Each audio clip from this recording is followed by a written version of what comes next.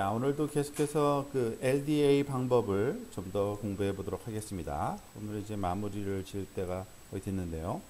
다시 한번 그 지난 시간에 배웠던 LDA 내용을 아주 짧게 리뷰해 보고 우리가 그 다 못한 내용을 이제 공부해 보도록 하려고 합니다. 자, LDA는 무엇을 의미하는지 살펴보면 용어적으로 봤을 때는 선형 판별 분석법이라는 그 방법 또는 알고리즘을 우리가 짧게 Linear Discriminant Analysis의 약자인 LDA라고 우리가 명명해서 부르는 방법입니다.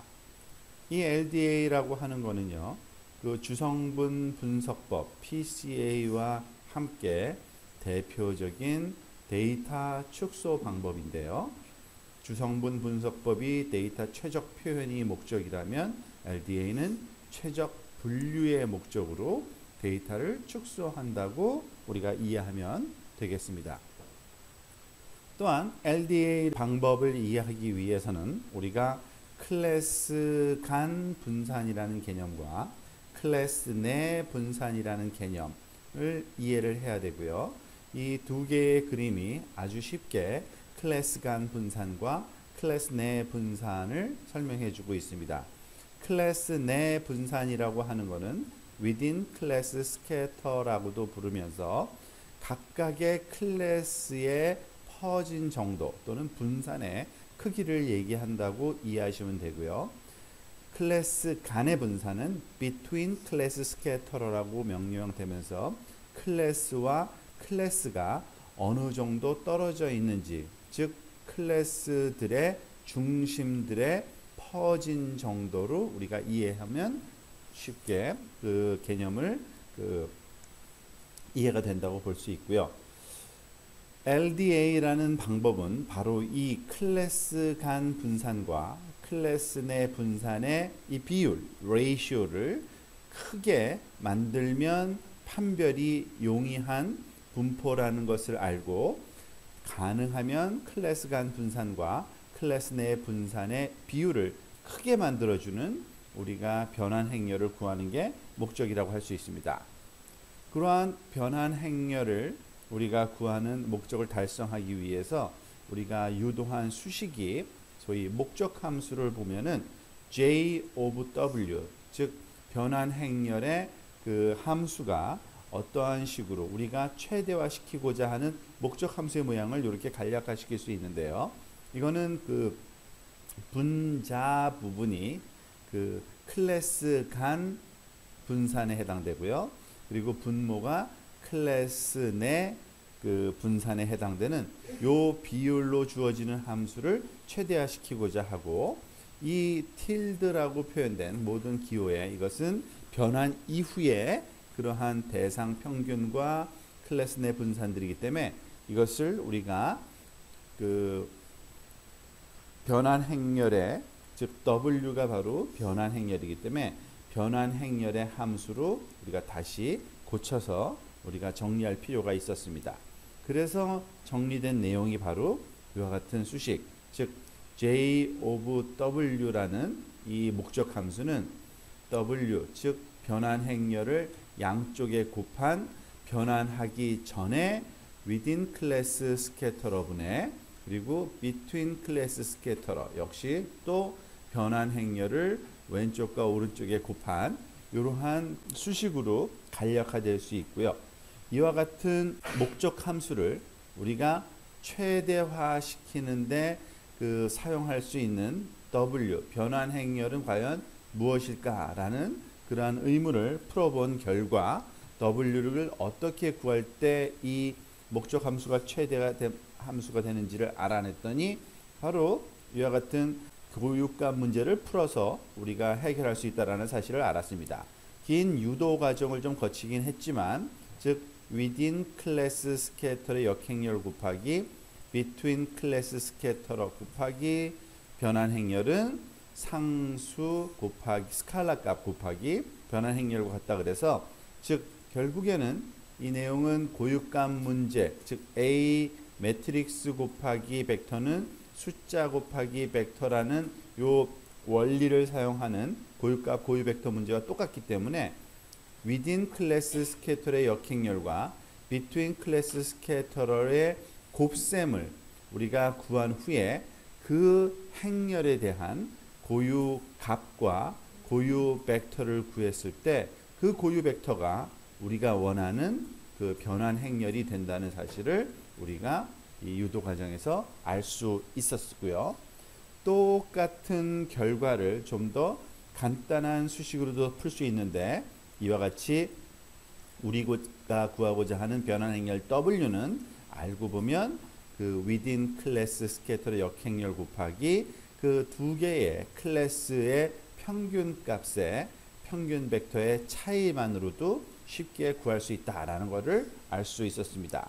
그리고 그 두 개의 수식, 즉 변환 행렬을 구하는 두 가지 종류의 그 고유값 문제를 풀거나 이와 같이 행렬의 역행렬 곱하기 벡터의 그 형태로 풀거나 같은 결과가 얻어진다는 것을 지난 시간에 주어진 이그젬플을 통해서 우리가 알 수 있었습니다.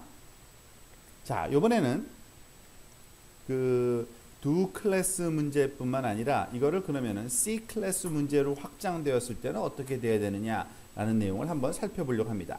즉 C 클래스라고 지금 우리가 명명한 거는 여기서 C는 즉 more than two 클래스를 얘기하는 겁니다. 이 두 클래스보다 큰 경우를 C 클래스라고 우리가 지금 생각하고 얘기를 할 건데요. 피셔의 LDA 알고리즘, 선형 판별 분석법 알고리즘은 C 클래스 문제로 아주 자연스럽게 일반화가 될 수 있는 알고리즘입니다. 그리고 그 대신 Y라는 그 스칼라 값 2차원에서 1차원으로 그냥 단일 값으로 사용되는 대신에 그 대신 C-1개의 그 사용 벡터 WI에 의한 C-1개의 사형을 우리가 구하게 되고 이때의 사형 벡터들은 사형 행렬의 열들로 정렬된다고 볼 수 있습니다. 즉, two 클래스의 경우의 문제였을 땐 우리가 어떻게 그 사형 벡터를 구했는지 기억을 해보면 주어진 벡터 그 입력 벡터 x에 우리가 사형 벡터 w의 그 전치 그 벡터 형태인 열 벡터를 우리가 그 행으로 이렇게 트랜스포즈 해가지고서 곱해준 결과가 하나의 스칼라 값이 나오는 것을 우리가 알 수 있었는데요. 즉 이거를 좀 기하학적인 형태로 선형대수학으로 이렇게 숫자 하나는 사실은 이와 같은 벡터 곱하기 또 이와 같은 벡터다. 즉 이게 x고요, 그죠? 지금 여기가 w의 트랜스포즈라는 겁니다. 자, 마찬가지로 이 C 클래스 문제를 풀게 되면 더 이상 W가 하나의 벡터만으로가 되는 게 아니라 W는 이제 그 W 트랜스포즈 형태로 좀 써볼게요. W 트랜스포즈 형태는 즉 그 행이 각각의 WI에 해당되는 즉 W1, W2, W 뭐 점점점 한 후에 C-1이라고 지금 그러니까 C 클래스일 때는 그거보다 하나 적은 개수의 트랜스포즈 그 변환 행렬이 필요한데요. 각각의 트랜스포즈 된 것을 그 행으로 갖는 그 행렬과 그리고 x 그 열 벡터와 곱셈을 하게 되면 어떻게 당연히 되겠어요? 그 값이 y1, y2, y의 C-1이라는 즉 C-1개의 엘레멘트를 갖는 이러한 벡터 형태의 아웃풋이 얻어지는 이런 변환 행렬이 얻어져야지 우리가 이 목적을 달성할 수 있겠죠. 바로 그 얘기를 하는 겁니다. 그러한 차이가 좀 있고요. 그리고 우선 또 클래스 내의 분산과 클래스 간의 분산에 대한 그러한 그 일반화를 좀 시켜놔야겠죠. 이전에는 그 두 개의 그러한 클래스에 관한 내용이 했기 때문에 딱 두 개의 그 분산을 구해서 더했던 클래스 내의 분산, 즉 within class scatterer S sub W라는 이런 표현됐던 기호는 사실 원래는 S1 더하기 S2 사실은 우리가 이전에 쓰던 기호를 그대로 쓰면 사실은 요거의 제곱 형태를 썼었죠. 하나하나의 분산은 분산은 제곱 형태로 나타난다는 의미로 이게 진짜 제곱이 아니라 기호를 이렇게 썼었던 거를 여러분이 기억을 좀 하시면 좋겠습니다. 이게 좀 빨간색으로 강조한 것 같아서 다시 보라색으로 쓸게요.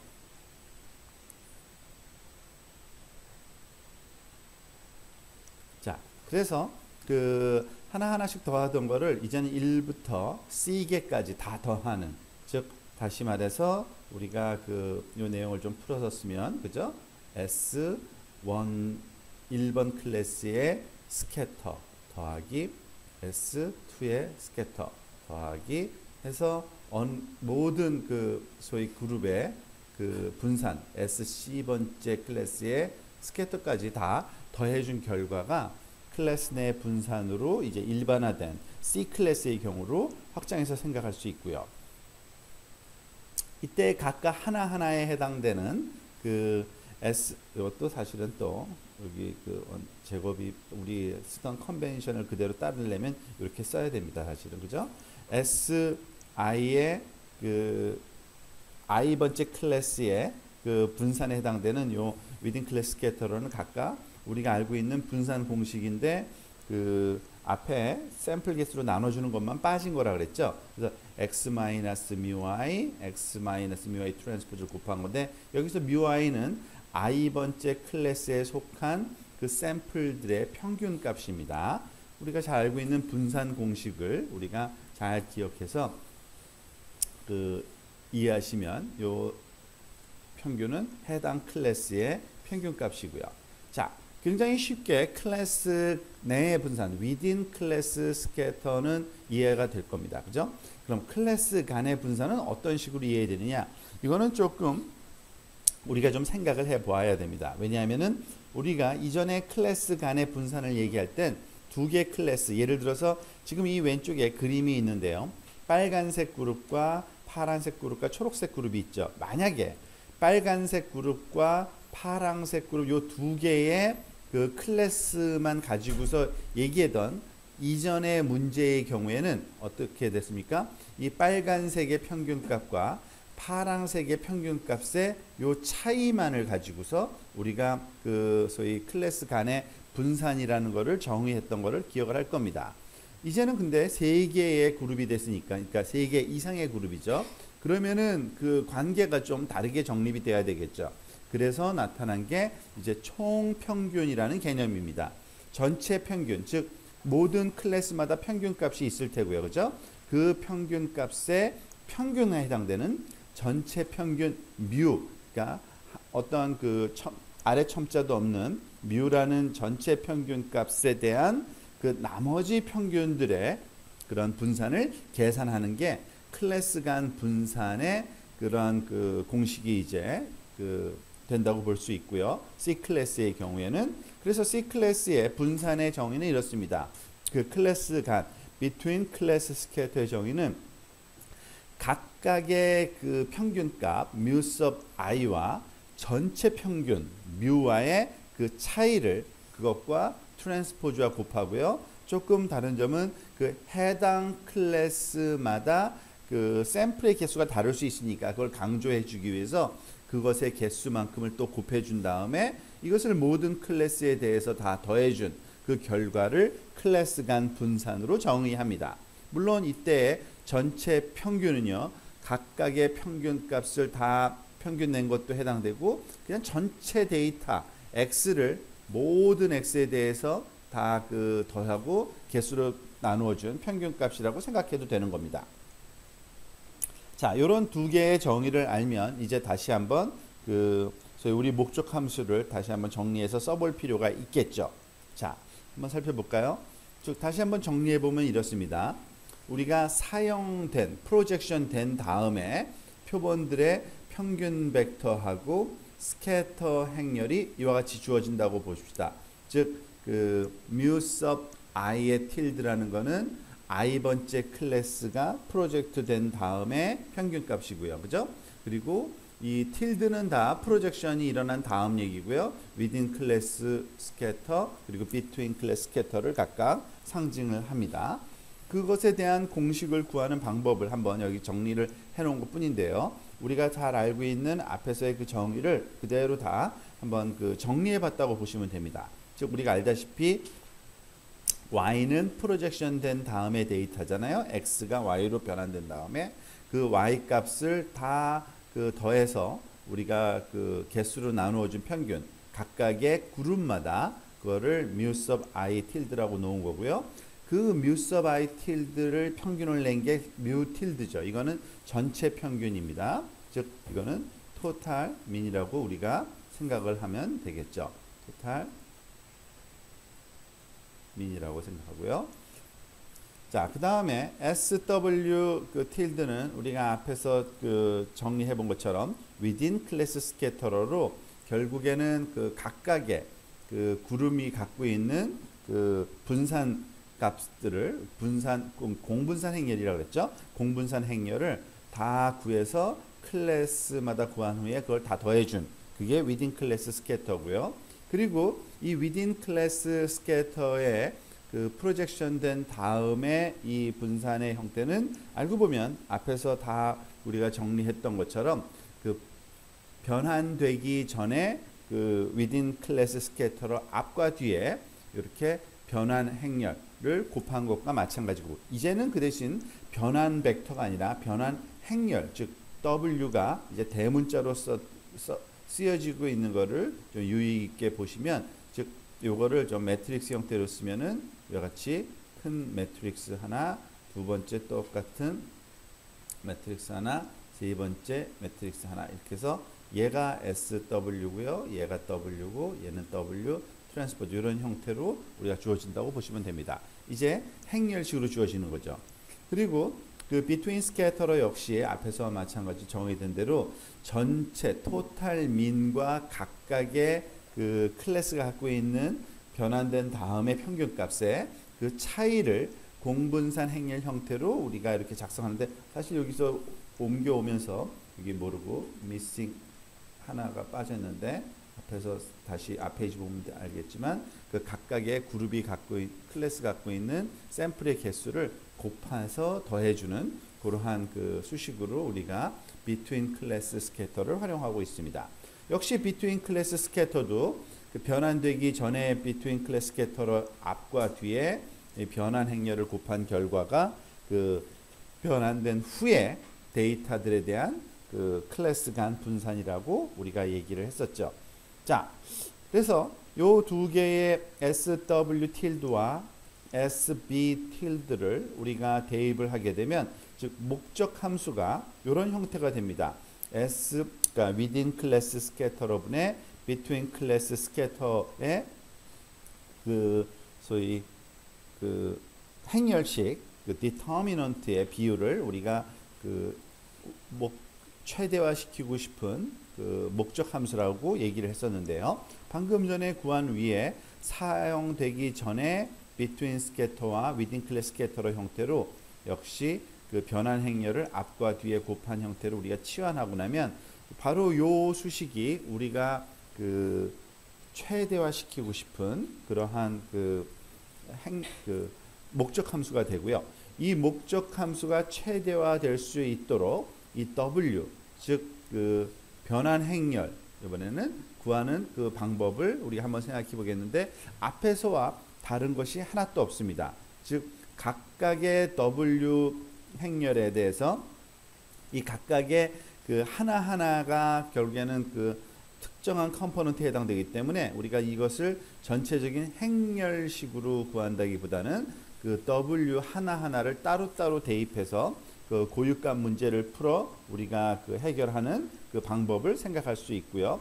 앞에서와 마찬가지로 그 수식을 여기선 다시 유도하지는 않겠습니다. 그대로 확장이 가능한 것은 이미 증명이 되어 있기 때문에 within class scatter의 역행렬 곱하기 between class scatter의 곱셈으로 주어지는 이 행렬의 고유값 문제를 풀고 가장 큰 고유값들과 관련된 고유 벡터들을 연로하는 행렬을 또 만들어내면 그게 바로 요 그 W라는 행렬로 우리가 활용할 수 있게 된다는 얘기입니다.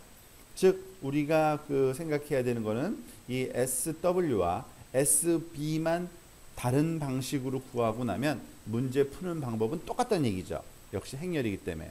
자, 그런데 우리가 LDA를 적용하는 데 있어서 사실은 약간의 변환을 좀 줄 수가 있습니다. 어떤 변환이냐면 클래스 종속 변환 방식을 쓰느냐, 클래스 독립 변환 방식을 쓰느냐의 큰 차이가 두 가지가 있을 수 있어요.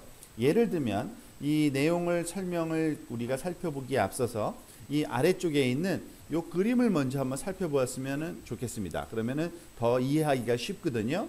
지금 이 아래쪽에 첫 번째 게 클래스 종속 변환이라고 부르는 거고요. 이게 클래스 독립 변환이라고 부르는 방법을 썼을 때의 결과인데, 자, 종속과 독립이 뭘 나타내는지는 조금 이따 살펴보고 요 두 개의 그림의 차이를 살펴봅시다.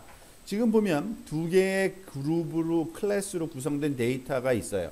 지금 여기 초록색 영역에 있는 요 동그란 값들이 클래스 1, 예를 들어서 그러니까 오메가 1 그룹이라고 한번 생각을 해보고요. 얘가 바로 오메가 2 그룹의 데이터라고 생각을 하고서 얘기를 진행해 봅시다.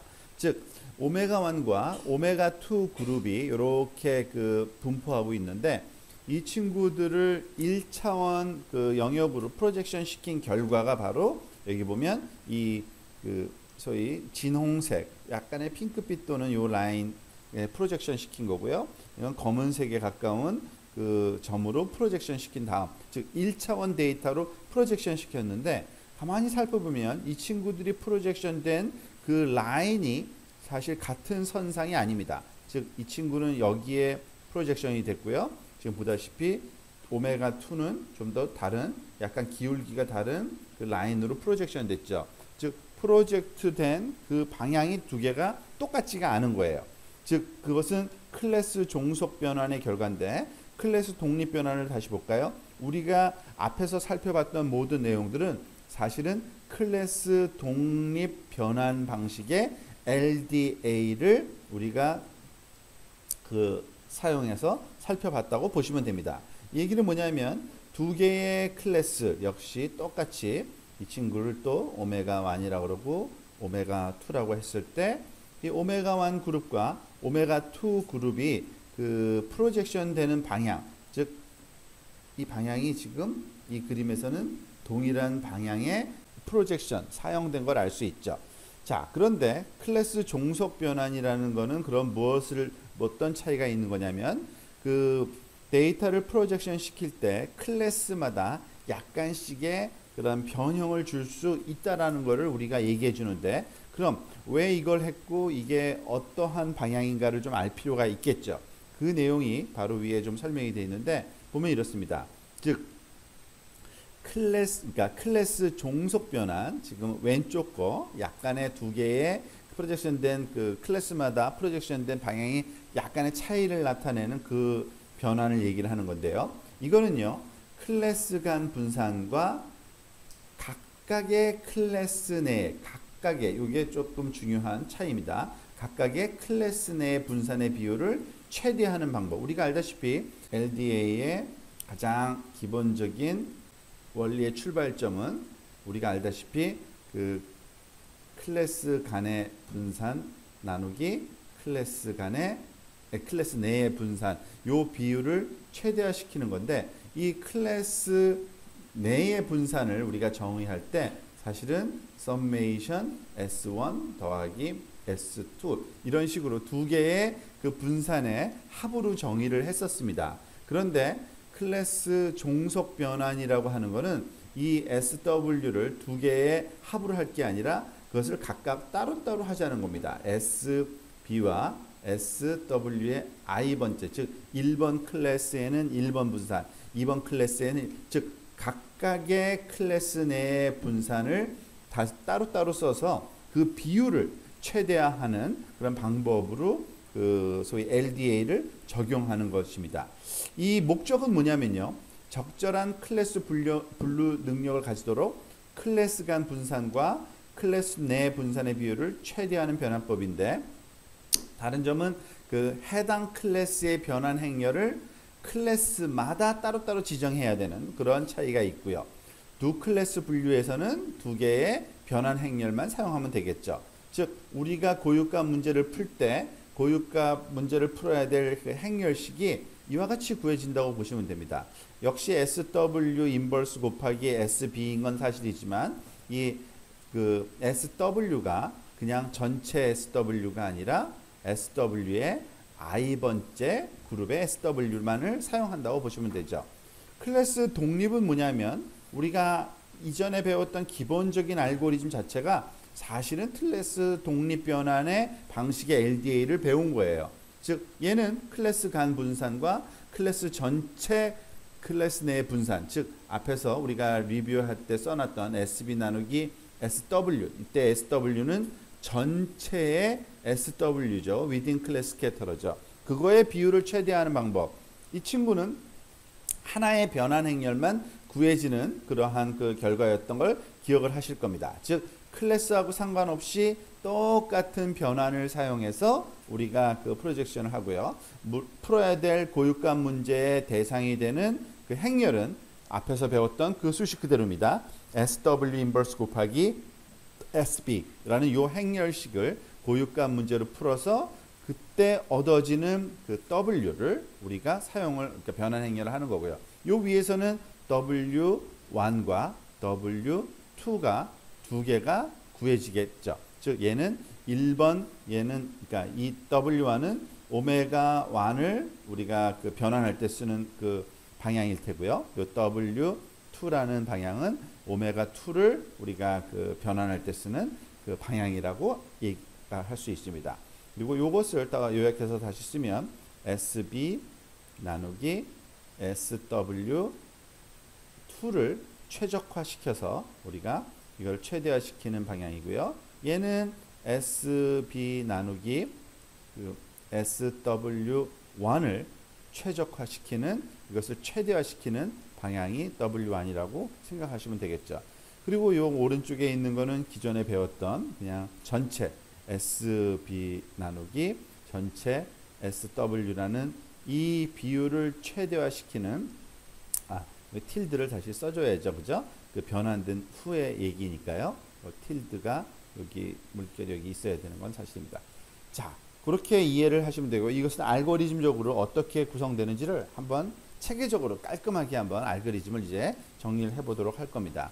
그 전에 그 LDA 두 가지 접근법과 한계에 대해서 지금 두 가지 접근법을 얘기했고 한계를 조금 그림으로 간단하게 설명하고 있는데 LDA의 한계는 이렇습니다. LDA는 그 기본적으로 그 가정하고 있는 게 그 데이터 분포들이 가우시안 유니모달일 경우에만 가장 적절해요. 즉 바로 여기 왼쪽의 경우가 이거인데 즉 가우시안 형태로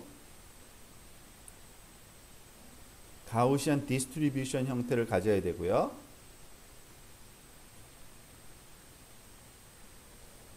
그리고 유니모달 즉 하나의 그러한 군집으로 형성되어 있을 때 그 LDA를 쓰기에 가장 좋습니다. 지금 보면은 붉은색도 하나의 덩어리고요. 파란색도 하나의 덩어리고 그리고 퍼진 정도가 가우시안 형태로 주어졌기 때문에 이때는 LDA 방법을 쓰면 우리가 그 차원을 줄이면서도 분류가 최적화된 그런 방향을 찾을 수 있고요. 이와 같이 넌리니어인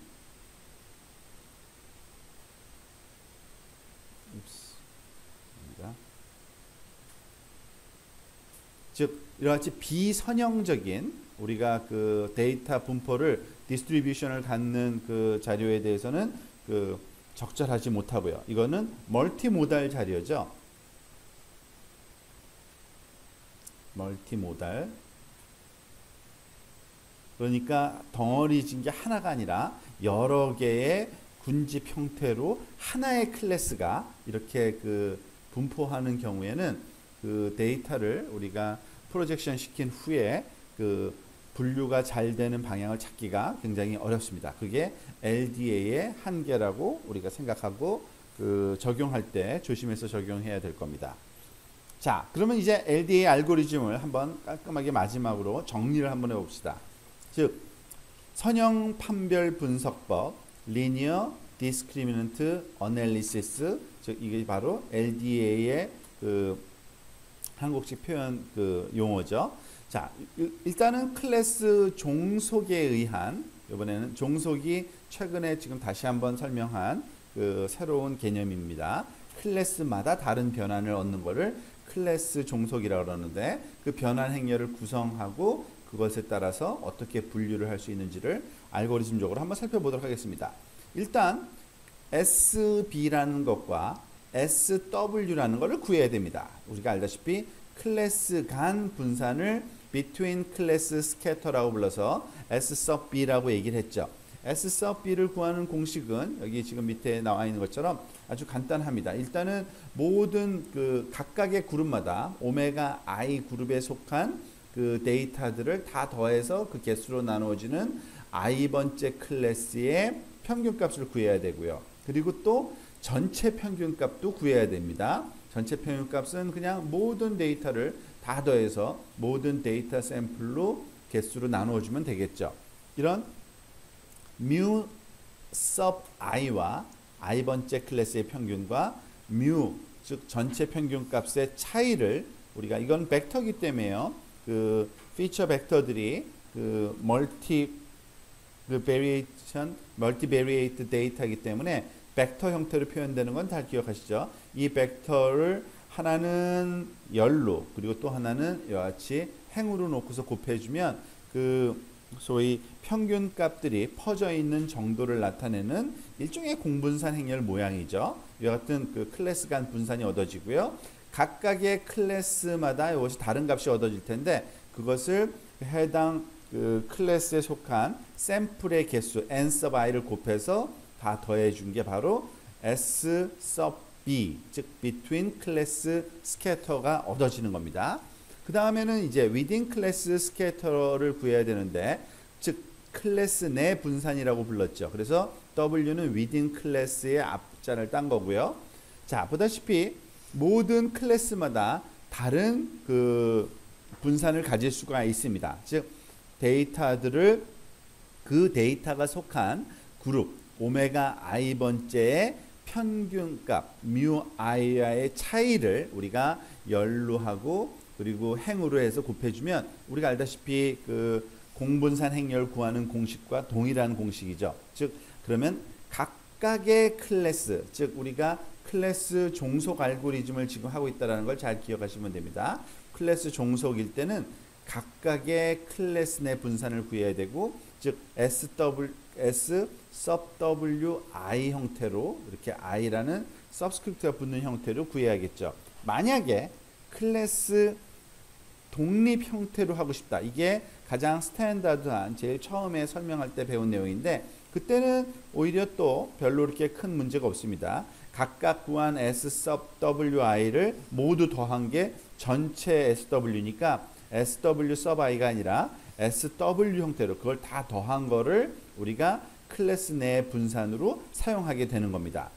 자, 그것만 잠시 밀어놓고 각각의 클래스 내 분산을 구했을 때 우리가 그것을 클래스 종속 변환으로 하는 방법은 SW sub I의 그 인버스 곱하기 S sub B라는 이와 같이 그 고유 그 행렬을 구하고요. 그 행렬에 대한 고유값 분석을 수행한 후에 그 고유값들 중에서 가장 큰 개수, 그 Q개라는 거는 좀 더 작은 개수죠. 더 작은 차원으로 가는 거니까 그 작은 차원의 개수에 해당되는 고유값을 구하고 그 고유값에 해당되는 고유 벡터를 골라내서 그 mu1부터 u sub q까지 Q개만 골라낸 후에 그 Q개의 고유 벡터들을 열 벡터로 하는 이와 같은 변환 행렬 W sub i를 구하면 우리가 원하는 그러한 변환 행렬이 구해졌다고 볼 수 있고요.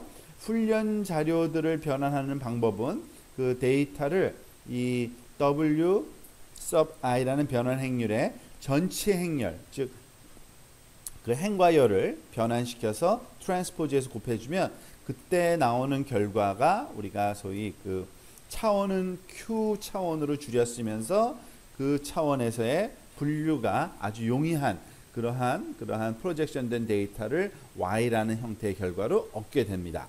그리고 이때 그 w를 만약에 w sub i 대신에 그냥 w 전체 여기서 구한 이 w 그 변환 행렬을 구할 때 썼던 즉 전체 within classificator를 써서 얻은 w를 사용을 하면 똑같이 역시 결과는 마찬가지로 우리가 y는 w 트랜스포즈 곱하기 x 즉 서브스크립트 i만 생략되어 있는 거죠.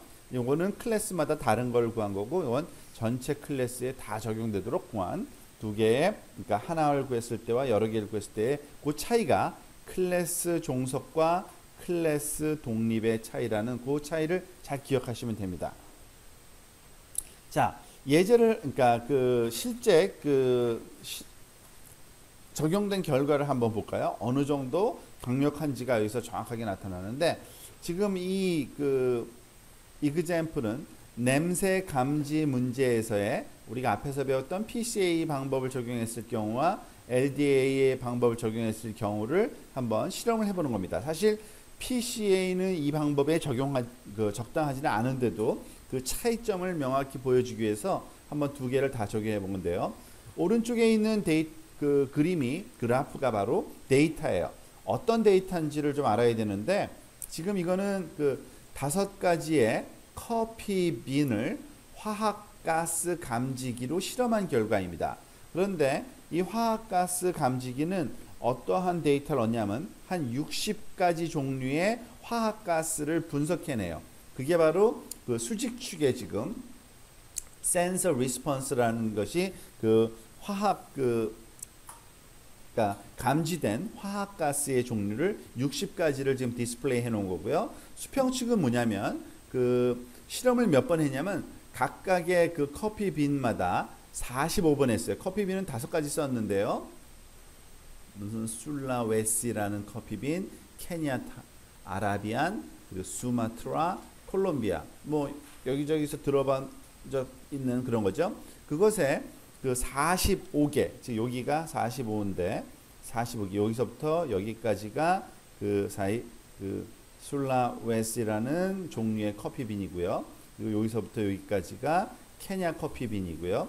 요 칸이 바로 그걸 나타내는 겁니다. 마찬가지로 다 아라비안 여기까지, 수마트라 여기까지, 콜롬비아.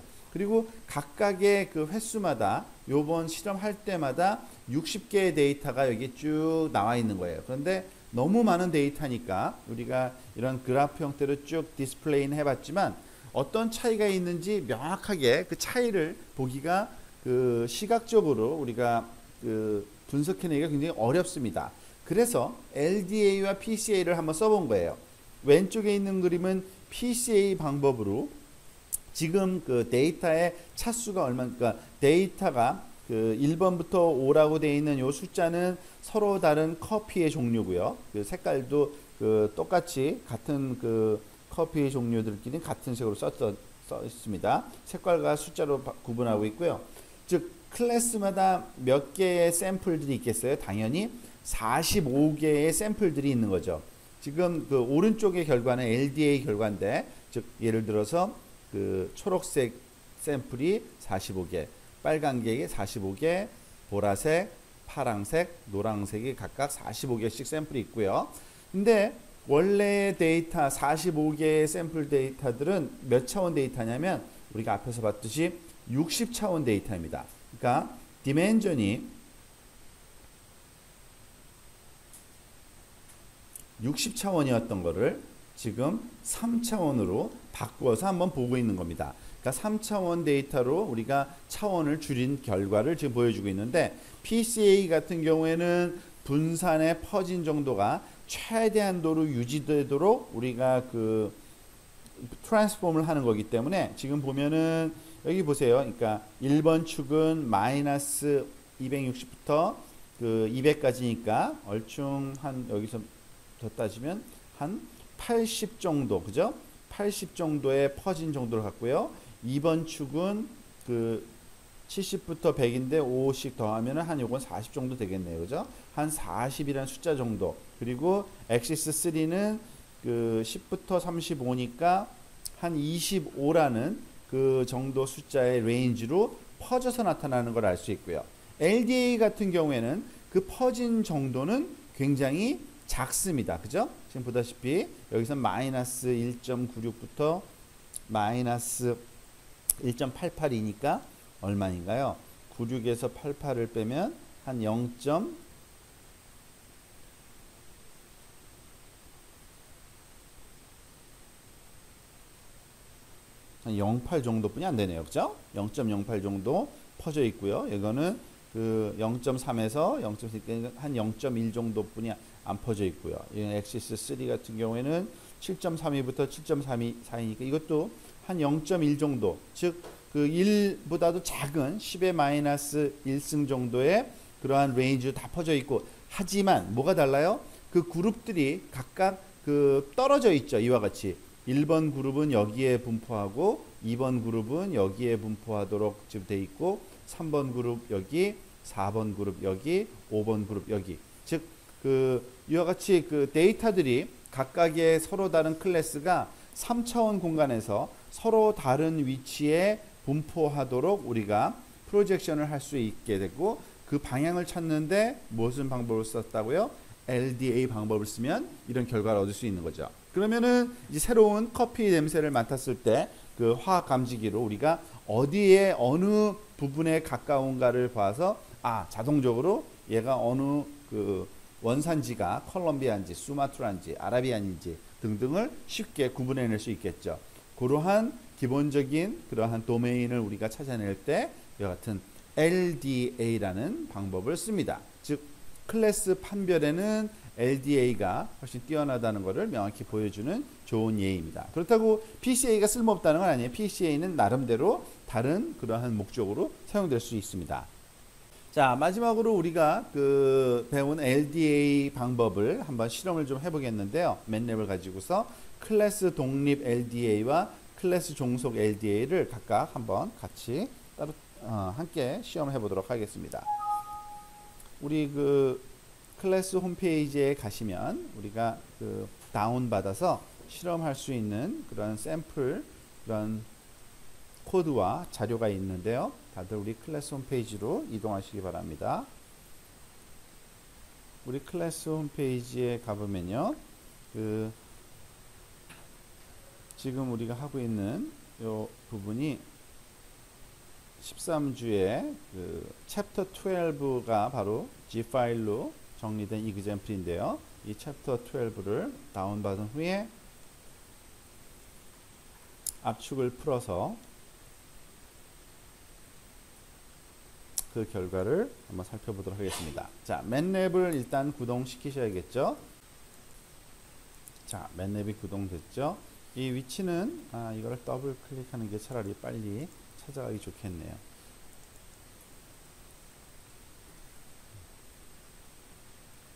이전에 했던 그것들 좀 지우고요. LDA 테스트라는 거를 먼저 한번 실험해 볼까요? 아마 다운로드에 챕터 12 요거 같네요. 죠? 거기서 지금 현재 디렉터리를 우리가 타이핑을 해보고요. LDA underscore test 한번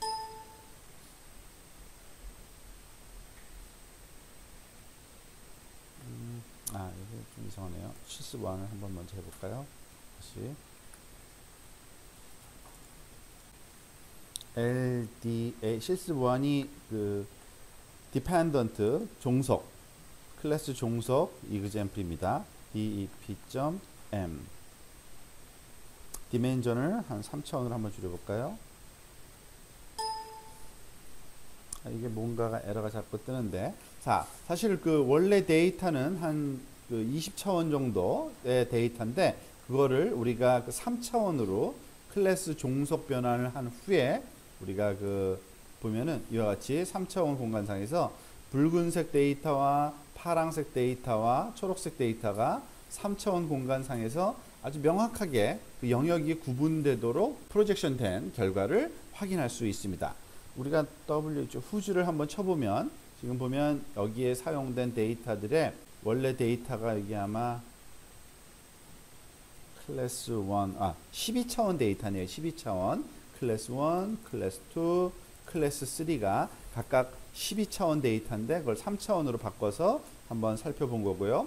그것의 그 소위 알고리즘은 여러분들이 요 LDADP.M이라는 요걸 그 에디터로 여러분 가서 보면 과연 어떻게 해서 그 우리가 배웠던 SB와 SW를 어떻게 구했는지에 대한 그 내용이 조금 여기 설명이 되어 있습니다. 이거는 굳이 클래스에서 리뷰하진 않겠고요. 여러분들이 숙제를 하면서 한번 살펴보면 여기에 그 커멘트 주성문에 각각 설명이 다 되어 있거든요. 자, 평균 값을 구한다. 각 클래스에 대한 클래스 내의 분산을 구한다. 그 다음에 클래스 간 분산을 구한다. 그것에 그 클래스의 역 공분산 행렬과 무슨 클래스 분산을 곱한 새로운 행렬을 만들고 그 행렬에 대한 고유값과 고유 벡터를 구한다. 뭐 등등에 대한 설명이 나와 있으니까 그걸 한번 좀 살펴보시고요. 어떻게 이거를 활용하는지는 여러분들이 그 숙제를 하면서 한번 좀 살펴보시기 바랍니다. 자, 그리고 하나 더 우리가 그 실습 2도 한번 해볼까요? 클래스 그 독립 LDA 방식을 적용했을 때 어떻게 나오는지 LDA independent 클래스 2가 IND이고 그렇죠. 인디펜던트가 독립이죠. 죄송합니다. 맞습니다. 그 다음에 이것도 3차원으로 한번 줄여볼까요? 자, 근데 요거는 그 생각보다 조금 그 좀 잘 안 되죠. 근데 사실 이게 약간의 그 버그가 있는 건지 그거는 좀 살펴볼 필요가 있는데 여러분들은 그 숙제를 할 때 클래스 그 디펜던트를 사용하시면은 그 될 거고요. 그걸 구분해서 하는 거는 그 여러분들한테 주어져 있질 않으니까 이 3차원으로 줄이고 난 다음에는 거의 PCA처럼 너무 많이 겹쳐 있어서 이거는 아마 그 솔직히 알고리즘에 조금 그 임플리멘트 하는데 버그가 있었던 것 같아요.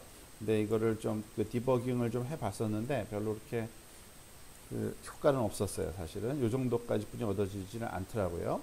클래스 인디펜던트 알고리즘을 한번 임플리멘트 해봤더니 요거는 그 여러분들은 그러니까 숙제를 할 때는 클래스 디펜던트 알고리즘으로 활용하시면 별로 문제가 없이 될 수 있을 겁니다.